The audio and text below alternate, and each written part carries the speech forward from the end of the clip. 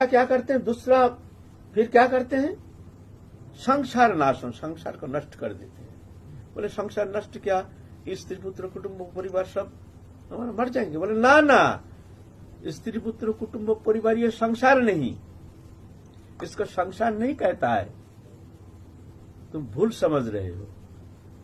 घर में रहने से संसारी नहीं, स्त्री पुत्र कुटुंब लेकर के रहने से वो संसारी नहीं, वो भोगी नहीं।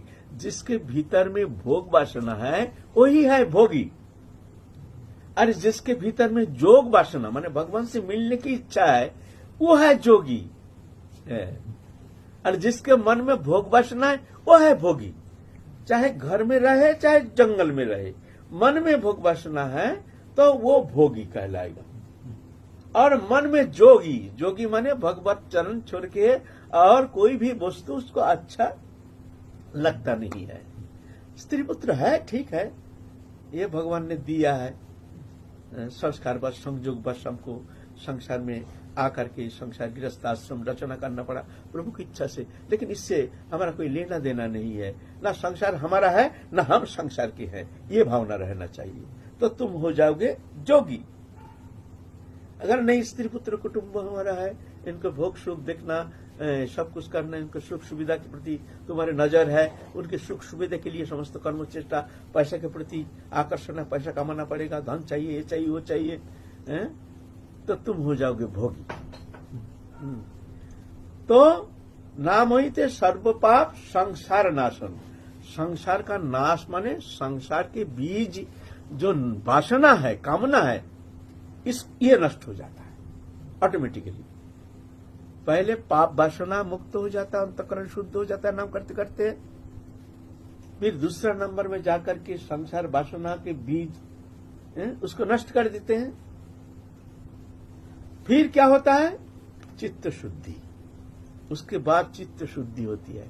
जब तक मन में भोग वासना है, भोग स्प्रिया है, तब तक चित्त शुद्धि नहीं है।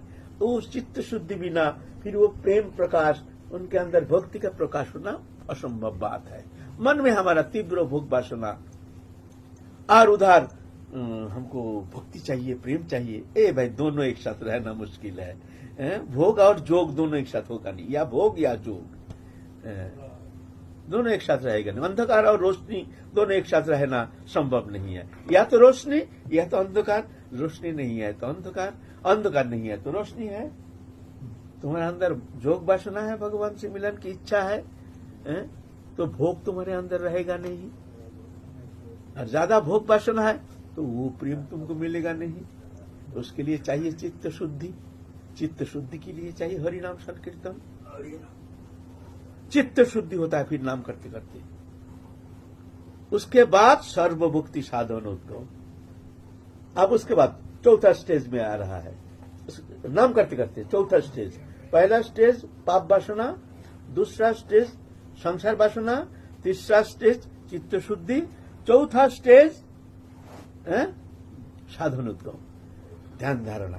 ऑटोमेटिक बैठे मन लग जाता है, ऑटोमेटिक लीला स्फूर्ति होती है, भगवत चिंतन में एक मन की तल्लीनता, एक आकर्षण, और दुनिया का कोई विषय वस्तु पदार्थ हो अच्छा नहीं लगता है, स्वाभाविक होगा वो चित्त शुद्धि के बाद। सर्व ऑटोमेटिक होगा। चित्त शुद्धि बिना शरणं न भवति। जब तक चित्त शुद्धि नहीं होती है तब तक स्मरण होना संभव नहीं है। इच्छा करके जो हम एकदम लीला चिंतन करने को होगा नहीं, भगवान में मन एकदम निश्चल कर देंगे होगा नहीं, चेष्टा करके भी मन भग जाएगा इधर उधर। कारण क्या है, चित्त शुद्धि नहीं है। चित्त शुद्धि बिना शरणं न भवति। तो चित्त शुद्धि सर्व। इसके बाद क्या होता है, चौथा स्टेज में सर्वभक्ति साधनोद्गम।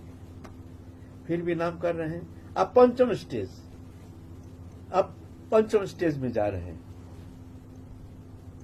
सर्व साधन कृष्ण भक्ति। नाम ही तो सर्व पाप संसार नाशन, चित्त शुद्धि सर्वभक्ति साधनोद्गम, कृष्ण प्रेमोद्गम। अब पंचम स्टेज में अब कृष्ण प्रेम स्वाभाविक भीतर में उसके प्रकाश होना शुरू हो जाएगा।